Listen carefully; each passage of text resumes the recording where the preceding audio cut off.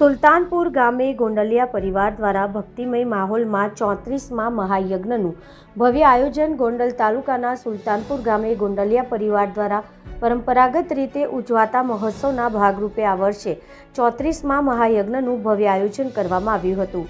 3 દિવસ સુધી ચાલેલા આ મહોત્સવમાં ભક્તિ, શક્તિ અને પરિવારની એકતાના દર્શન થયા હતા.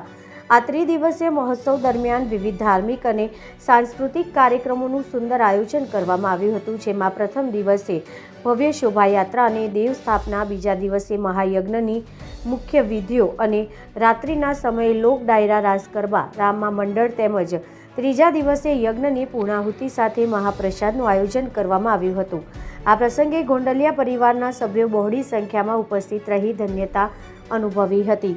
3 દિવસ સુધી ભક્તિમય માહોલ, શાસ્ત્રોક્ત વિધિ સાથે મહાયજ્ઞ, સાંસ્કૃતિક કાર્યક્રમ અને ભોજન પ્રસાદ. પરિવારના સભ્યોનો અતૂટ ઉત્સાહ અને આ અવસરે પધારેલા ગોંડલથી ગણેશભાઈ જાડેજા તેમજ ભાજપ ટીમ તેમજ સરપંચ, ઉપસરપંચ, સુલતાનપુર ગ્રામ્ય પંચાયત સભ્યશ્રીઓ તેમજ ગામના આગેવાનો, સ્નેહીજનો અને ગ્રામજનો હૃદયપૂર્વક આભાર, શ્રદ્ધા અને સમર્પણની આ પરંપરા અવિરત ચાલતી રહે એવો આભાર વ્યક્ત સમગ્ર ગોંડલિયા પરિવાર દ્વારા વ્યક્ત કરવામાં આવ્યો હતો. અમારે ગોંડલિયા પરિવારમાં દાતાશ્રીનો બહુ સપોર્ટ છે અમને, કે આજકાલ 1-2 રૂમથી ચાલુ કર્યું હતું કે 1-2 રૂમ બનાવી, તો એ દાતાશ્રીઓ બધાએ 22 રૂમ લગી ફાળો અમને પહોંચાડી દીધો.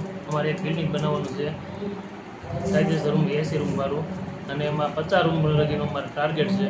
કે દાતાશ્રીઓ એવું અમને કીધું કે તમારે 50 રૂમ બની જાય ત્યારે તમારે પાછું પડવાનું નથી, તમારે થઈ જાય. હાલમાં કેટલા બિલ્ડિંગનું બુકિંગ થયું? હાલમાં 22 રૂમનું બિલ્ડિંગ.